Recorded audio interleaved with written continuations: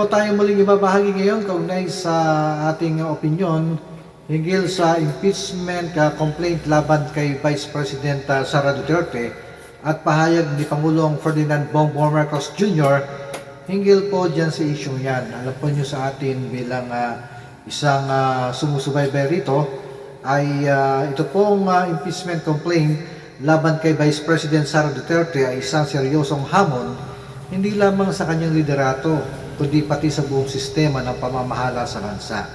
Yung po mga aligasyong laban sa kanya tulad ng death threats, laban kay Pangulong Marcos, corruption, kawalan ng aksyon sa pananakop ng China sa West Philippine Sea at nagpapatuloy ng extrajudicial killings ay nagpapahiwatig ng matinding pangangailangan para sa masusing investigasyon. Ang prosesong ito mga kaibigan ay malaga upang masiguro ang pananagutan ng mga nasa kapangyarihan, lalo na kung ang mga akusasyon ay may sapat na basihan.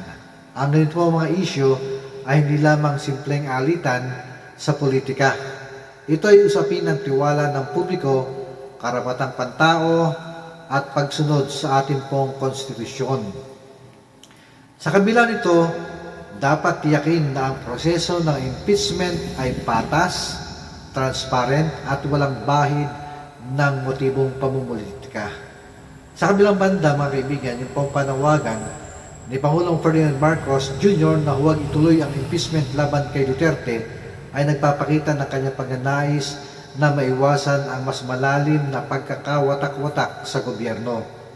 Makatuwiran ang kanyang argumento na ang impeachment ay maaring magdulot ng pagkaantala sa mga mahalagang usapin ng bansa. Subalit hindi rin dapat ipagsawalang bahala yung pangailangan na tiyakin ang pananagutan ng mga opisyal sa harap ng mga aligasyong bumabalot sa kanila. Ang pahayag ni Marcos na ang impeachment ay hindi makakabuti sa ating pong pangkaraniwang Pilipino ay may bigat. Ngunit hindi ito dapat maging dahilan upang baliwalayin ang mga seryosong akusasyon laban kay Duterte. Ang pagtutol niya sa impeachment ay maaring tingnan bilang isang hakbang upang maiwasan ang paglala ng tensyon sa pagitan ng kanyang administrasyon at ng kampo ni Duterte. Gayunpaman, ang ganitong hakbang ay maaari ring magdulot ng agam-agam na ang ehekutibo ay nangingialam sa lehitimong proseso ng lehislatura. Ang Kongreso po, mga kaibigan, bilang tagapagtanggol ng demokratikong prinsipyo ay may constitutional na tungkuling kumilos sa anumang impeachment complaint na maayos na naisumite. Ang pagiging independyente ng lehislatura mula sa ehekutibo ay isang mahalagang aspeto ng demokrasya at ang anumang pagtatangkang pigilan nito ay maaaring makompromiso ang tiwala ng publiko sa mga institusyon ng pamahalaan. Ang kasalukuyang alitan sa pagitan ni Marcos at Duterte ay nagpapakita ng hamon ng pagkakaisa sa loob ng gobyerno. Sa halip na maging daan ito para sa mas maayos na pamamahala, nagdudulot ito ng mas malalim na pagkakawatak-watak na maaaring magpabagal sa pagtungon sa mga pangunahing problema ng ating pong bansa.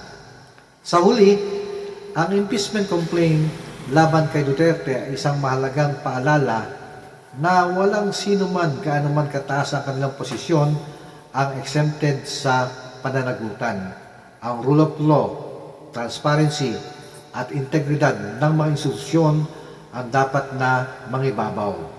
Ang pagsisiguro ng patas na proseso ay hindi lamang magpapalakas ng tiwala ng publiko, kundi magpapakita rin na ang pamahalaan ay tunay na naglilingkod sa interes ng taong bayan. At yan po mga kaibigan, yung ating nais ibahagi ngayon. Ito ang inyong lingkod, Jason De Aziz, ugalaing tumutok sa JDA Channel. Maraming salamat po.